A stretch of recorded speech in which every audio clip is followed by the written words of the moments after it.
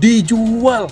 Semua sudah dijual habis, termasuk mobil mewah, rumah, apartemen, dan segala investasi yang ada di Indonesia dijual habis demi untuk pindah ke luar negeri. Dan terkadang saya terfikirkan guys, ya, untuk masa depan anak saya nanti bolehlah saya coba untuk mengkuliahkan anak saya itu di Malaysia. Mengapa? One, two, three, come on!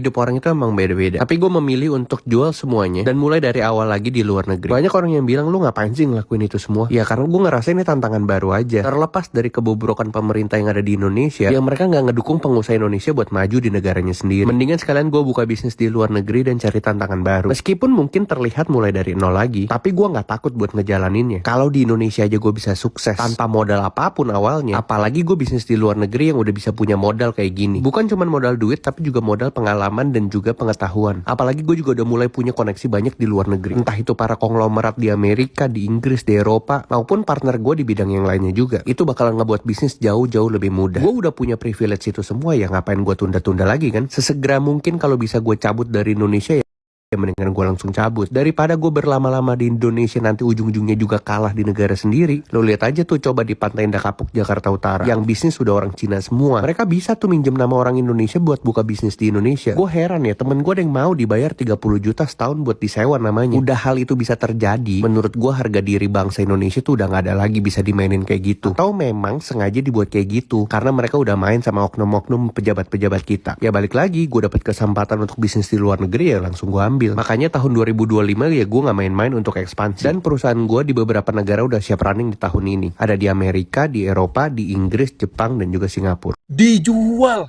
Semua sudah dijual habis, termasuk mobil mewah, rumah, apartemen, dan segala investasi yang ada di Indonesia dijual habis demi untuk pindah ke luar negeri, menjadi seorang investor ke luar negeri.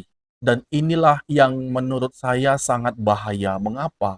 Karena jika hal ini dilakukan oleh banyak pengusaha Indonesia, jika pengusaha Indonesia banyak keluar dari Indonesia dan membuka usahanya di negara lain termasuk Malaysia, maka apa yang akan tertinggal di Indonesia? Jika orang-orang pintar, orang-orang kaya sudah keluar, pindah ke luar negeri, itu apa yang tersisa di Indonesia? Maka harapan saya, jangan lakukan itu. Jangan.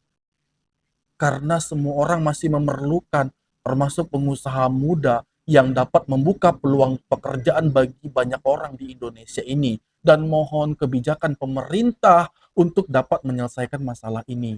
Regulasi yang justru harus dapat mementingkan para pengusaha-pengusaha muda yang ada di Indonesia ini, guys. Karena apa? Jika fakta mereka pindah ke luar negeri, ya ini menjadi fenomena baru, guys. Jadi bukan hanya TKI-TKI saja yang kerja di Malaysia, tapi pengusaha Indonesia sudah mulai masuk ke Malaysia dan membuka usahanya di sana. Nah, maka apa yang kita terima di Indonesia ini? Apa yang akan terjadi di sini? Kabur aja dulu, hashtag ini sudah menyebar kemana-mana atas dasar kemarahan, ketidakpuasan yang terjadi atau tidak ada harapannya di Indonesia. Saya justru sudah memikirkan ini dari jauh-jauh hari. Saya sudah merencanakan ini dari 10 tahun yang lalu untuk kabur dari Indonesia, terutama mempersiapkan anak-anakku kuliah di luar negeri. Itu karena saya sudah mapan. Bagaimana Bapak Ibu yang belum mapan? Tindakan apa yang kalian harus lakukan untuk keluar dari Indonesia, di mana kita harus akui Indonesia saat ini tempat yang kurang baik untuk anak-anak ke depannya karena perilaku pejabat-pejabatnya mental korup, perilaku penggiat-penggiat sosialnya tidak jujur, gampang dibayar, gampang disogok. Itulah karena sekarang lihat begitu banyaknya buzzer bayaran. Ya, mereka lupa mereka dibayar, ya, tapi membuat black campaign atau pujian-pujian yang negatif. Ini situasi yang memang terjadi negara kita saat ini, ngeri sekali ya, ngeri banget ya. Tidak ada harapan. Kalau pemimpin-pemimpin kita ini sudah tidak bekerja dengan baik, dan ini berakar berulang, tidak punya rasa malu.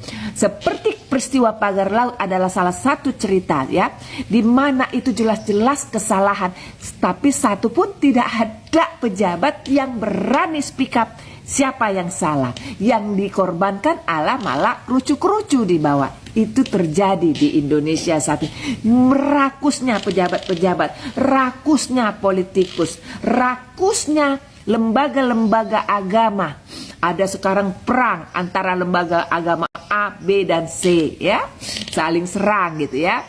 Jadi ini sangat tepat ya, adik-adik. Siapapun kalian belum dapat jodoh misalnya, nggak dapat jodoh karena susah sekali dapat jodoh di Indonesia dengan karakter yang kalian idam-idamkan, pergi aja ke luar negeri ya, yang susah karena banyak sekali saya lihat jelek-jelek ya, perempuan-perempuan bisa dapat suami-suami yang baik di luar negeri, perbaiki keturunan dan mereka bisa menyayangimu ya, daripada kamu menikah memaksakan diri di Indonesia, udah lakinya nggak kerja, tidak romantis, tidak baik pula, kamu yang kerja berat. Nah, alangkah baiknya ya kalian udah mulai mikirkan kabur aja dulu.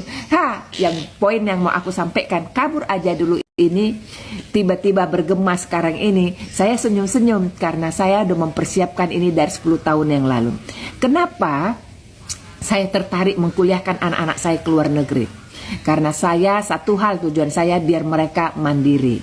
Ya, mandiri itu terutama karena selama di Indonesia dekat dengan orang tua, susah sekali meminta anak kita untuk mandiri, bukan? Nah, hal yang kedua, tentulah ketika mereka di luar negeri, mereka secara pengalaman jadi lebih baik ya, secara bahasa Inggris jauh lebih baik. 3, ada jaminan, satu kepastian kehidupan lebih baik ketika dia berada di luar negeri, ada rasa aman, dihargai ya. Sementara di Indonesia sekarang kita kerja, besok kehilangan jabatan karena kita tidak menjilat bos atau tidak punya koneksi dengan pemerintahan atau orang-orang yang berkuasa. Nah, kemudian lagi apa keuntungannya ketika kita berangkat ke luar negeri? Nah, ada dong. Dengan kita di luar negeri, kita pun ketika kita mapan bisa membawa keluarga-keluarga kita datang ke sana. Kita harus akui.